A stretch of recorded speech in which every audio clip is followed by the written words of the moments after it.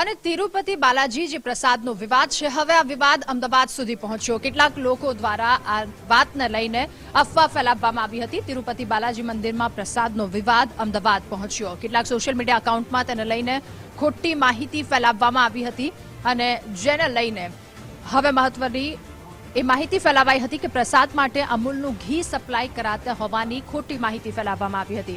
ફેટવાળું ઘી અમૂલનું હોવાની પોસ્ટ કરનારની સામે ફરિયાદ દાખલ કરવામાં આવી છે. આ મામલો હવે અમદાવાદ સુધી પહોંચ્યો.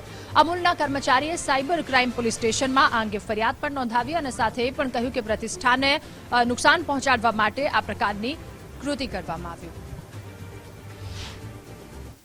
અમૂલનું છે તેવો ખોટો દુષ્પ્રચાર અમુક તત્વો દ્વારા કરવામાં આવે તો અમૂલ સાથે જોડાયેલ 36 લાખ પરિવારો માટે આ ખૂબ જ ગંભીર વાત છે. એટલે આ ફરિયાદ અમે એફઆઈઆર તરીકે નોંધાવી છે અમુક સોશિયલ મીડિયા હેન્ડલ્સ માટે કે જે લોકો આવો ખોટો દુષ્પ્રચાર કરીને અમૂલ બ્રાન્ડને અસર કરે છે અને તેને વિવાદમાં ખોટી રીતે નાખે છે.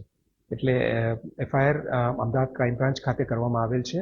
અમૂલે ક્યારે પણ તિરુપતિ દેવસ્થાનમમાં ઘીની સપ્લાય કરેલ નથી. અમૂલના કર્મચારી દ્વારા અમને કમ્પ્લેન કરવામાં આવી છે કે ટ્વિટરમાં અલગ અલગ ટ્વિટર હેન્ડલથી અલગ અલગ અકાઉન્ટથી ટ્વીટ કરવામાં આવ્યું છે કે જે તિરુપતિ બાલાજીના લડ્ડુ છે એમાં જે ઘી, જે એનિમલ કન્ટેન્ટનું ઘી છે એ અમૂલ દ્વારા આપવામાં આવ્યું છે.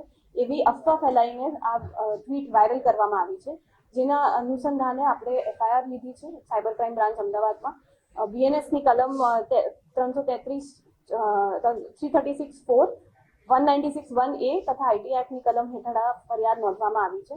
આમાં જે એમની જે રેપ્યુટેશન છે એને નુકસાન થાય અને સહકારી સંસ્થાને પણ નુકસાન કરવાના અને હાનિ પહોંચાડવાની ઈરાદાથી આજે ફેક ન્યૂઝ વાયરલ કરવામાં આવી છે. એના અનુસંધાને આ આપણે એફઆઈઆર નોંધી છે.